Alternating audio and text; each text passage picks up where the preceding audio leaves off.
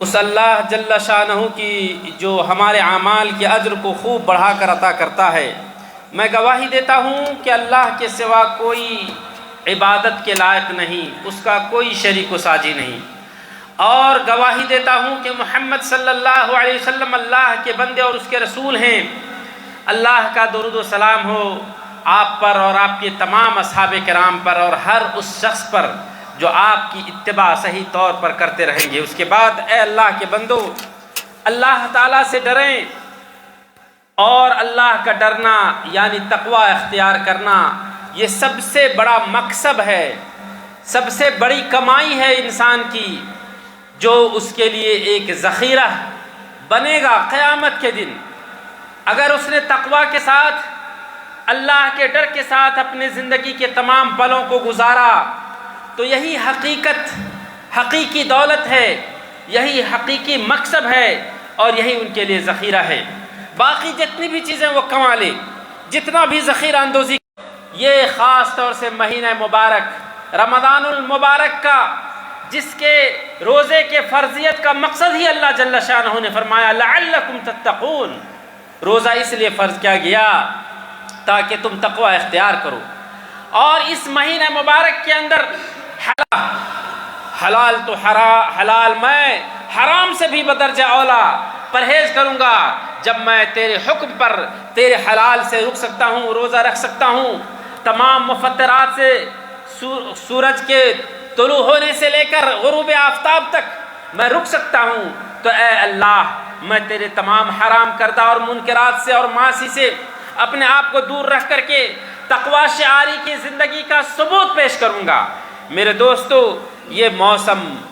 عبادت گزاروں کا، تقوی اختیار کرنے والوں کا موسم تھا، اور یہ آیا تھا چمکتے ہوئے صبح کی طرح سے، اور آج یہ کوچ ہو رہا ہے، یہ ہم سے جدا ہو رہا ہے۔ یقیناً جنہوں نے دل کے ساتھ، خوشگواری کے ساتھ اور پورے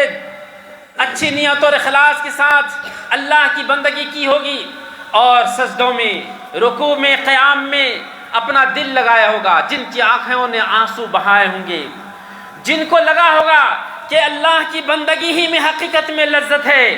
تو انہیں آج بڑا افسوس ہو رہا ہوگا کہ میں اس موسم بہار کو جو خیر و برکت کا اور نیکیوں کا تھا، عبادت کا تھا، وہ ہم سے جدا ہو رہا ہے۔ میں اللہ تعالیٰ سے دعا کرتا ہوں کہ اللہ مجھے اس پر تو باقی رکھنا،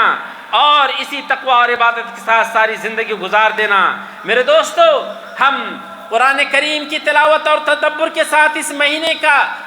کے اندر اپنے اوقات کو بسر کیے۔ یقیناً یہ بہت ہی سنہرا پل تھا اللہ رب العالمین کے نور کے ساتھ، جس کے بارے میں اللہ نے فرمایا قد جاءکم من اللہ نور وکتاب مبین یہدی بہ اللہ من اتبع رضوانہ سبل السلام ویخرجہم من الظلمات الی النور، کہ اللہ رب العالمین کی طرف سے یہ تحقیق کہ تمہارے پاس نور جو کتاب مبین کی شکل میں ہے آ گیا ہے، جس کے ذریعے سے اللہ تعالیٰ ہدایت بخشتا ہے من اتبع رضوانہ، جو اللہ تعالیٰ کی خوشنودی کی پیروی کرتا ہے، یعنی اللہ تعالیٰ کی اطاعت جو کرتا ہے اسے یقینی طور پر اللہ تعالیٰ ہدایت دیتا ہے۔ اور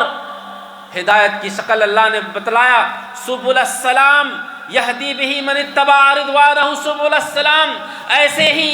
نیک بندوں کو جو اللہ کی خوشنودی کی اور اللہ کی بندگی اور اطاعت کی پابندی کرتا ہے، اللہ تعالیٰ انہیں سلامتی کی راہ کی ہدایت دیتا ہے، وہ سلامتی کی راہ جو انہیں جنت الفردوس میں لے جائے گی، اور اسی قرآن کے ذریعے سے تاریکی سے نور کی طرف، گمراہی سے ہدایت کی طرف اللہ تعالیٰ نکالتا ہے، وَيَهْدِيهِمْ إِلَىٰ صِرَاطٍ مُسْتَقِيمٍ، اور انہیں سیدھے راہ کی طرف ہدایت دیتا ہے۔ میرے دوستو، روزہ اور قرآن جسے ہم اور آپ چھوڑ رہے ہیں، اور یہ چھوڑنے کے لیے نہیں ہے، ہمارے سامنے نفلی روزے اللہ کے رسول صلی اللہ علیہ وسلم کی سنت سے ثابت ہیں، آپ اسے رکھیں، اور اسی طریقے سے ہمارے لیے قرآن کریم ہمیشہ کے لیے ہے، ہم اسے ہر روز اس کی تلاوت کریں۔ میرے دوستو، یقین رکھیں کہ اللہ کی بندگی میں، قرآن کریم کی تلاوت میں اللہ رب العالمین انشاءاللہ ہم مسلمانوں کے احوال کو بدل دے گا۔ مسلمانوں کے حالات کی تبدیلی تبھی ہو سکتی ہے جب مسلمان اپنی حالت کو بدلنا چاہے گا، ان اللہ لا یغیر ما بقوم حتی یغیروا ما بانفسہم، اللہ نے فرمایا ہے کہ اللہ کسی بھی قوم کی حالت تب تک نہیں بدلتا جب تک وہ خود اپنی حالت نہیں بدلنا چاہتا ہے۔ میرے دوستو، حقیقت میں جو صحیح عقیدے کے ساتھ اور اللہ رب العالمین کی محبت، رسول اللہ صلی اللہ علیہ وسلم کی محبت اور اس کی اطاعت کے ساتھ اپنی زندگی بسر کرنا چاہتا ہے، وہ بالکل قرآن و سنت سے چمٹ کر رہتا ہے۔ اور ان کی مثال الذین ان مکناہم فی الارض اقاموا الصلاۃ وآتوا الزکاۃ، کہ جن لوگوں کو ہم اس دنیا کے اندر تمکین، بادشاہت، امن عطا کرتے ہیں، ان کی حالت یہ ہوتی ہے کہ وہ نماز قائم کرنے والے ہوتے ہیں، معروف ونہوا عن المنکر، اور وہ بھلائی کا حکم دیتے ہیں، برائی سے روکتے ہیں، اور انجام کار اس ایسے ہی نیکوکاروں کے لیے ہے، یعنی اچھا انجام انہی لوگوں کے لیے ہے۔ میرے دوستو، سچا عمل یہی یقیناً قیامت کے دن ہمارے لیے کام آئے گا۔ کیا اس کا مطلب کم سے کم اتنا تو ہوتا ہے، اقیم الصلاۃ لدلوک الشمس الی غسق اللیل، نماز کو قائم کریں جب سورج ڈھلنے لگے، سورج کے غروب ہونے تک، یعنی یہ ساری ظہر، عصر، مغرب اور عشاء کی نمازیں، وقرآن الفجر، اور خلاصے کے طور پر اتنا جانیں کہ فجر کی نماز جو سب سے بڑی اور سب سے اہم نماز ہے، ان قرآن الفجر کان مشہودا، یہ وقت اللہ رب العالمین کے پاس فرشتے آتے ہیں اللہ کی طرف سے، اور اس ایسے نمازیوں کے ساتھ شرکت کرتے ہیں، حاضری دیتے ہیں اور گواہی دیتے ہیں۔ میرے دوستو، اس لیے اس رمضان کے اندر تقوی حاصل کرنے کا مطلب کم سے کم اتنا تو ہوتا ہے کہ ہم پر جو اللہ تعالیٰ نے 5 وقت کی نماز فرض کیا ہے، اس سے ہم قطعی بیزار نہ ہوں، اور بالخصوص فجر کی نماز سے بیزار نہ ہوں۔ مسلمانوں، اس رمضان المبارک کے الوداع کہنے میں، چھوڑنے میں، ہم نوجوان مردوں، عورتوں کے لیے خاص نصیحت ہے کہ جس طریقے کے فحش کاریوں سے اس مہینے کے اندر پرہیز کیا، بدکاریوں سے اور گانے سے، ٹی وی چینلوں سے اپنے آپ کو دور رکھا، ضرورت ہے کہ اللہ رب العالمین کے شریعت کو لازم رکھیں آنے والے دن میں بھی۔ افحسبتم انما خلقناکم عبثا وانکم الینا لا ترجعون، کیا تم نے یہ خیال کر رکھا ہے کہ ہم نے تم کو یوں ہی بیکار پیدا کیا ہے اور تم ہمارے پاس لوٹ کر نہیں آؤ گے، تم دوبارہ لوٹ کر کے نہیں آؤ گے کہ رمضان بھر پرہیزگاری اختیار کر لو، پھر اس کے بعد 11 مہینے جیسے چاہو ایسی زندگی گزارو۔ جن لوگوں نے اس مہینے کے اندر اجتہاد کیا، محنت کی، مشقت کیا، اور زیادہ وہ محنت کریں اور اللہ تبارک و تعالیٰ سے قبول کی دعا کریں۔ انما يتقبل اللہ من المتقین، کیونکہ اللہ رب العالمین پرہیزگاروں سے ہی قبول کرتا ہے۔ ایک دن کی پرہیزگاری نہیں کہلاتی ہے۔ پرہیزگاری کا مطلب کہ عزم کرے کہ جب تک سانس چلتی رہے گی اللہ کی بندگی میں اور اللہ کے منہیات سے رک کر کے زندگی گزاریں گے۔ اور اللہ تعالیٰ نے جب قرآن کریم نازل کیا والذین یؤتون ما آتوا وقلوبهم وجلة انہم الی ربہم راجعون، جب یہ آیت کریمہ کہ جو لوگ جو عطیہ اللہ نے انہیں دیا وہ اللہ کی راہ میں خرچ کرتے ہیں اور ان کے دل ڈرے ہوتے ہیں کہ کہیں ایسا نہ ہو، قبول نہ ہو کہ ہمیں اللہ کے پاس لوٹ کر کے جانا ہے اور جائیں گے، پتہ چلا اعمال تو بہت کیے لیکن شرف قبولیت سے نہیں نوازا گیا۔ اما عائشہ رضی اللہ تعالیٰ عنہ نے سوال کر دیا اللہ کے رسول صلی اللہ علیہ وسلم سے کہ اللہ کے رسول، کیا اس سے مراد وہ لوگ ہیں تو مسلمان، نیکیاں بھی کرتے ہیں لیکن شراب بھی پیتے ہیں اور چوری بھی کرتے ہیں؟ تو آپ صلی اللہ علیہ وسلم نے فرمایا کہ اے بنت صدیق، یہ بات نہیں ہے، بلکہ یہ بات ہے کہ جو لوگ روزہ رکھتے ہیں، نماز پڑھتے ہیں، خرچ کرتے ہیں اللہ کے عطیات میں سے، لیکن انہیں خوف ہوتا ہے کہ کہیں ایسا نہ ہو کہ اللہ کی بارگاہ میں شرف قبولیت سے نہ نوازا جائے۔ میرے دوستو، ہم اللہ رب العالمین سے حسن ظن رکھیں۔ اللہ نے فرمایا ہے، حدیث قدسی ہے، انا عند ظن عبدی بی، میں اپنے بندے کے گمان کے مطابق ہوتا ہوں۔ آپ نے جو محنت کی ہے، مشقت کی ہے اللہ کی بندگی میں، آپ اچھا گمان کرے کہ اللہ تعالیٰ انشاءاللہ قبول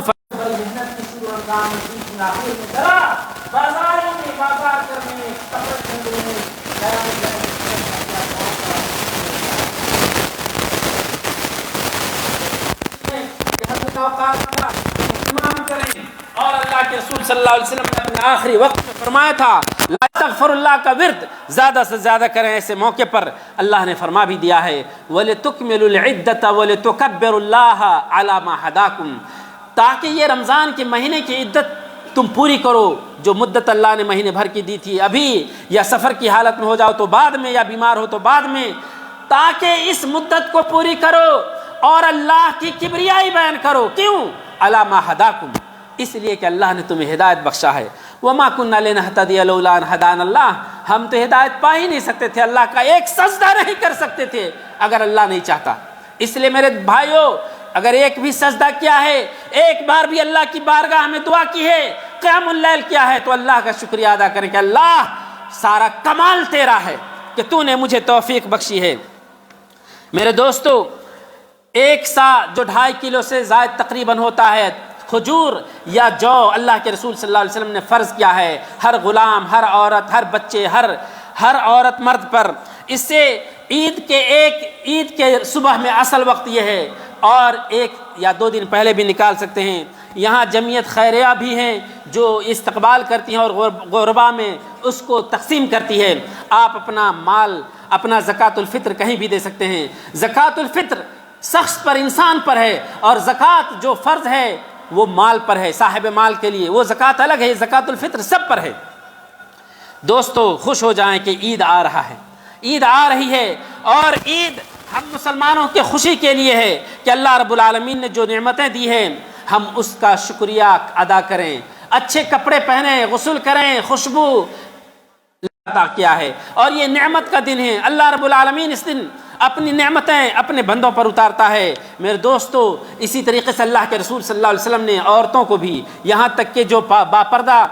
جوان اور حائضہ عورتیں ہیں انہیں بھی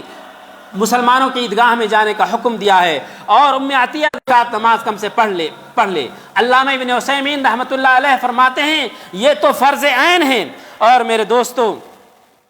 اسی طریقے سے ابن عباس رضی اللہ تعالی عنہ کہتے ہیں کہ جیسے ہی مسلمانوں کو چاند نظر آ جائے تو انہیں چاہیے کہ اللہ کی کبریائی، اللہ اکبر لا الہ الا اللہ واللہ اکبر واللہ اکبر وللہ الحمد کہنا شروع کر دیں. اور وہ لوگ جو گانوں سے،